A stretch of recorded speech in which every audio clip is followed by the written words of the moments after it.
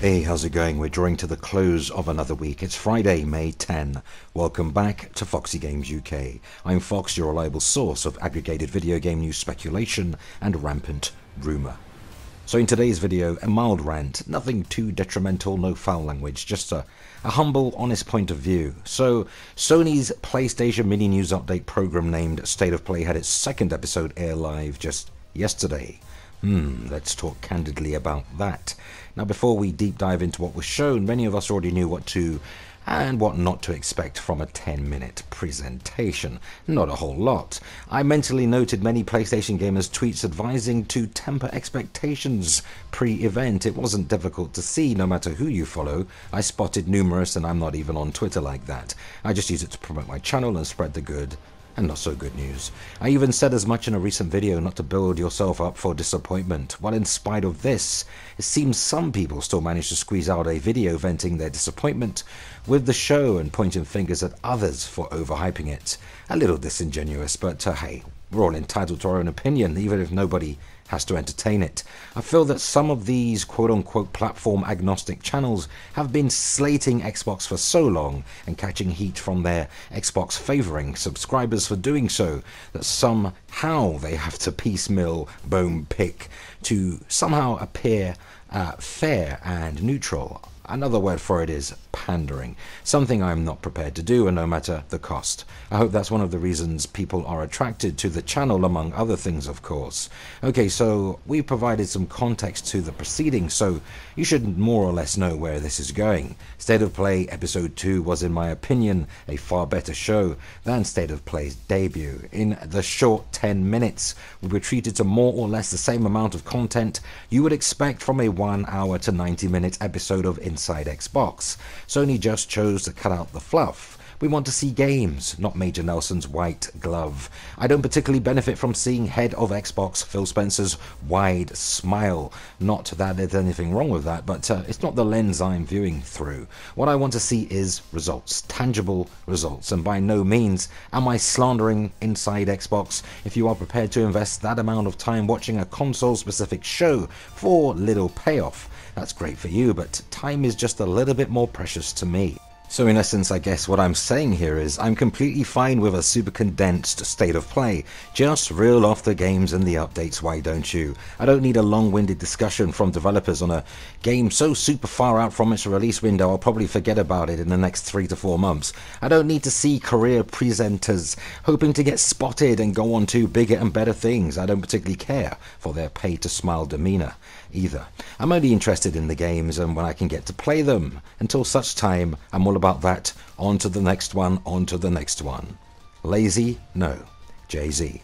Why is it some people like to tether their own disappointment to others? Instead of simply saying, I personally wasn't that interested, they also add, that's why you people shouldn't overhype stuff, as if they're somehow attributing a portion of the disappointment onto the community for the way they feel about it. They'll often use demagoguery tactics to reinforce their opinion or hide behind it too. So let's do like Sony's State of Play and on to the next one. The first one being a huge update for popular Capcom IP, Monster Hunter, in the form of some brand new downloadable content titled Monster Hunter World Iceborne. Now the game is literally what it says on the tin. You're basically monster hunting in an open world and it's covered in snow and ice, so it'll be virtually cold then. Admittedly, I hadn't played Monster Hunter World, so I can say very little on the matter, though it's my understanding it's a very good game, just not my cup of tea. Next up was Riverbond, described as an indie-developed dungeon crawler by dev studio Kokukumba. Interesting name. So not particularly my sort of thing. The game seemingly looks suitable for Nintendo Switch systems, but then Sony likes to show indies really love, and that's pretty awesome too. So on to what appears to be a Sony exclusive title, Predator Hunting Grounds. It looks like it takes its cues from the original movie starring Arnold Schwarzenegger, though I wouldn't expect this character to feature in the game. I was mildly curious until I heard it was online only, and from there I really completely lost interest. Still, great for those who like that sort of thing. Predator Hunting Grounds is expected in 2020, when I guess they'll roll out a public beta test prior to a full release. So then a PlayStation classic, remade for the PlayStation 4 generation, received an update. Medieval, for those who hold fond memories of the IP. Sure, it looked great when compared to the original, but gave me the impression of being a nostalgic filler title with a smaller budget developed by Studio Other Ocean. Still, one mustn't complain. More games are a good thing, whether you're, well, it's not really your shtick or not. So, now here's where things get a little more interesting. The Wombat is a masterful glider, often using intuition to spot potential predators, while never taking flight for too long. Its habitat is much like its closest relative, the monkey spider. Okay, enough of the David Attenborough-style commentary, though it is perfectly fitting for this next newly revealed title, Away the Survival series, which could be an interesting mix of game edutainment.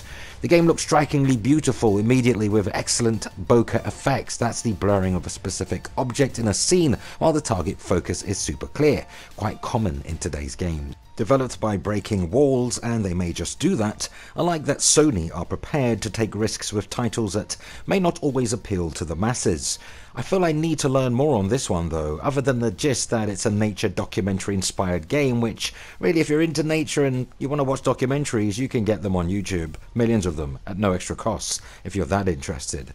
Okay, so we were then treated to a new limited or special edition PS4 design, finished with a sort of gunmetal look. I liked it, though I'm not exactly in the market for a new PlayStation 4. Still, it should push another several 100,000 sales, depending on its availability, and that 100 million is creeping up. Sony are determined to get there as swiftly as possible, and who could blame them? Outside of the Nintendo Wii, it's been more than a decade since any other home console has seen this much success. So we have the finale, Final Fantasy VII, which was tipped prior to the show to make an appearance by many, and it certainly did. From my point of view, it looked utterly amazing. A lot more accomplished than I thought, given the development issues the remake has experienced. This game is highly likely going to be a PS5 crossover title, and you can expect major enhancements for that version, though one question bugs me and remains unanswered. Is this a full release or a staggered episodic adventure? I think some clarity could make a huge difference to a lot of people. Still, at the end of the very impressive game trailer, in-game that is, more was promised to be shown in June, probably at E3. So there you have it, that's pretty much the show. A very short period of time, but a lot packed into 10 minutes or so. Yeah, so my opinion is, everyone's entitled to their opinion, but of course my opinion is that it was far better than the debut show. It's only the second one in the series. Sony are not going to show everything and give you absolutely everything. I mean, we're still coming up to E3, and I do expect another show around that period of time. So they're just doing a steady rollout of certain games, and Final Fantasy VII was indeed a highlight, looking utterly amazing. I heard some complaints from some people. It looks a lot like Final Fantasy 15. Well, so what? Doesn't Final Fantasy 15 look good? It does to me. So Final Fantasy 7 is likely to be more action-based, I believe. It's not going to be turn-based like the original game, which may perturb some, but I'm certainly looking forward to a more action-orientated Final Fantasy 7, which utterly beautiful character models. I mean, look at it. And the in-game graphics, which you actually get to play the game, look great too. Not open world. It doesn't look open world to me. It does look slightly linear sandbox, but that's okay.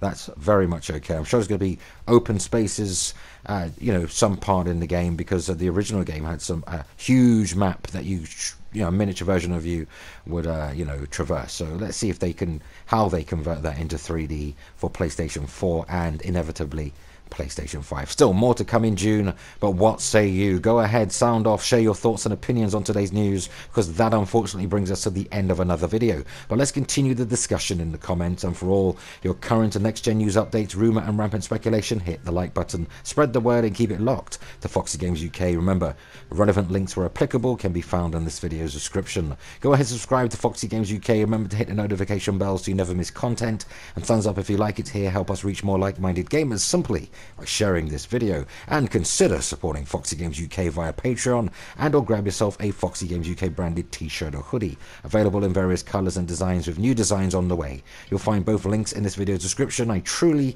appreciate the support. Don't forget, you'll catch me on RGT on the BitCloud Gaming channel, and of course our very own The Gamer Couch podcast here, 5 PM EST, 10 PM if you're in the UK. So that concludes our time together today. It was great hanging out, and until the next video, always remember, play games, not corporations.